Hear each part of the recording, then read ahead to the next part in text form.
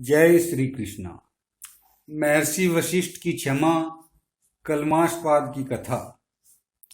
गंधर्वराज चित्ररथ कहते हैं, अर्जुन, राजा इक्ष्वाकु के वंश में कलमाशपाद नाम का एक राजा हो गया है। एक दिन की बात है, वह शिकार खेलने के लिए वन में गया। लौटने के समय वह एक ऐसे मार्ग से आने लगा जिससे केवल एक ही मनुष्य चल सकता था। वह थका मांदा और भूखा प्यासा तो था ही, उसी मार्ग पर सामने से शक्ति मुनि आते दिख पड़े। शक्ति मुनि वशिष्ठ के 100 पुत्रों में सबसे बड़े थे। राजा ने कहा, तुम हट जाओ, मेरे लिए रास्ता छोड़ दो। शक्ति ने कहा, महाराज, सनातन धर्म के अनुसार क्षत्रिय का यह कर्तव्य है कि वह ब्राह्मण के लिए मार्ग छोड़ दे। इस प्रकार दोनों में कुछ कहासुनी हो गई। न ऋषि हटे और न राजा। राजा के हाथ में चाबुक था, उन्होंने बिना सोचे विचारे ऋषि पर चला दिया। शक्ति मुनि ने राजा का अन्याय समझकर उन्हें शाप दिया कि अरे नरपाधम, तू राक्षस की तरह तपस्वी पर चाबुक चलाता है, इसलिए जा राक्षस हो जा।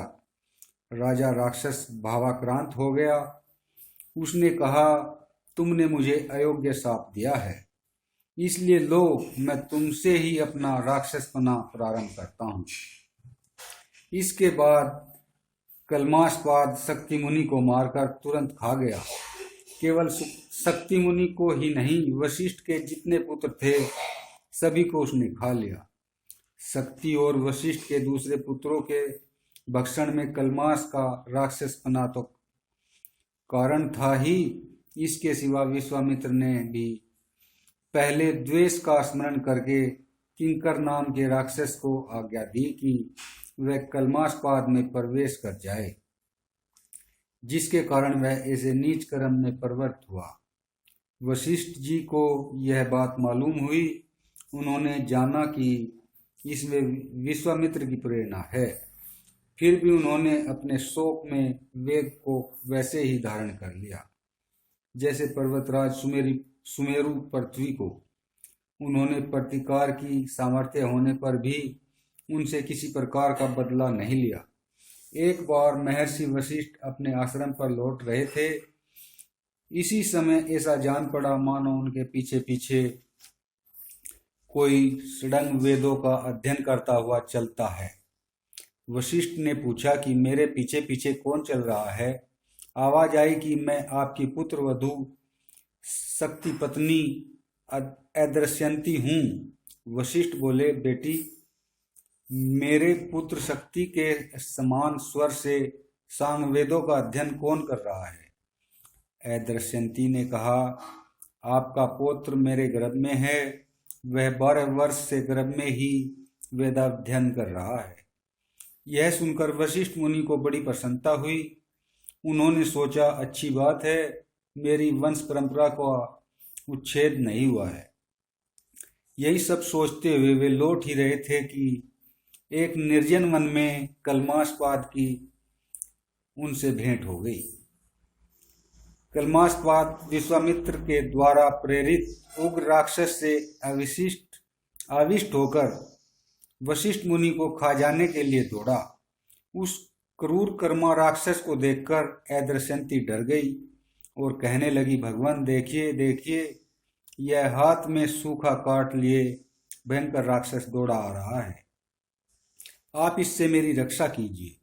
वशिष्ठ ने कहा, बेटी, डरो मत, यह राक्षस नहीं कलमाशपाद है। यह कहकर महर्षि वशिष्ठ ने हुंकार से ही उसे रोक दिया। इसके बाद उन्होंने जल को हाथ में लेकर मंत्र से अभिमंत्रित किया और कलमाशपाद के ऊपर डाला। वह तुरंत सांप से मुक्त हो गया। 12 वर्ष के बाद आज वह सांप से छूटा, उसका तेज बढ़ गया। वह होश में आया और हाथ जोड़कर श्रेष्ठ महर्षि वशिष्ठ से कहने लगा, महाराज, मैं सुदास का पुत्र कलमाशपाद आपका यजमान हूँ। आज्ञा कीजिए, मैं आपकी क्या सेवा करूं? वशिष्ठ जी ने कहा, यह सब बात तो भैया समय समय की है। अब जाओ, तुम अपने राज्य की देखभाल करो। हाँ, इतना ध्यान रखना कि कभी किसी ब्राह्मण का अपमान न करो। राजा ने प्रतिज्ञा की।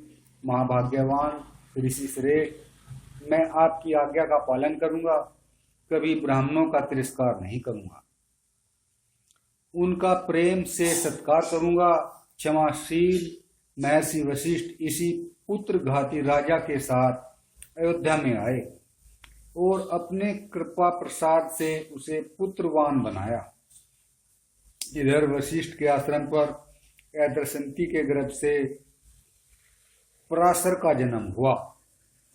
स्वयं भगवान वशिष्ठ ने पराशर के जात कर्म आदि संस्कार किए।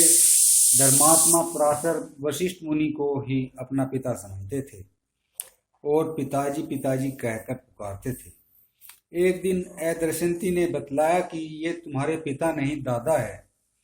इसी प्रसंग में पराशर जी को यह भी मालूम हुआ कि मेरे पिता को राक्षस ने खा डाला। यह सुनकर उसके चित्त में बड़ा दुख हुआ और उन्होंने सब राजाओं पर विजय प्राप्त करने का निश्चय किया। महर्षि वशिष्ठ ने प्राचीन कथाएं कहकर उन्हें समझाया और आज्ञा की कि तुम्हारा कल्याण इसी में है कि तुम क्षमा करो, किसी को पराजित मत करो। तुम्हें मालूम ही है कि इन राजाओं की जगत में कितनी आवश्यकता है।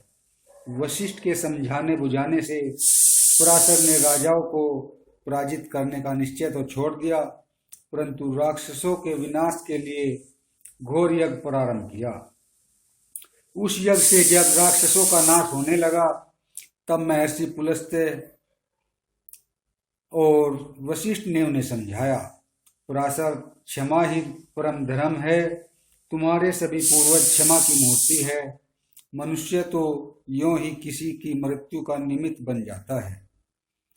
तुम यह भयंकर क्रोध त्याग दो। ऋषियों की आज्ञा से पराशर ने भी क्षमा स्वीकार की और अपने यज्ञाग्नि को हिमाचल में छोड़ दिया। वह आग अब भी राक्षस, वृक्ष और पत्थरों को जलाती फिरती है। जय श्री कृष्ण।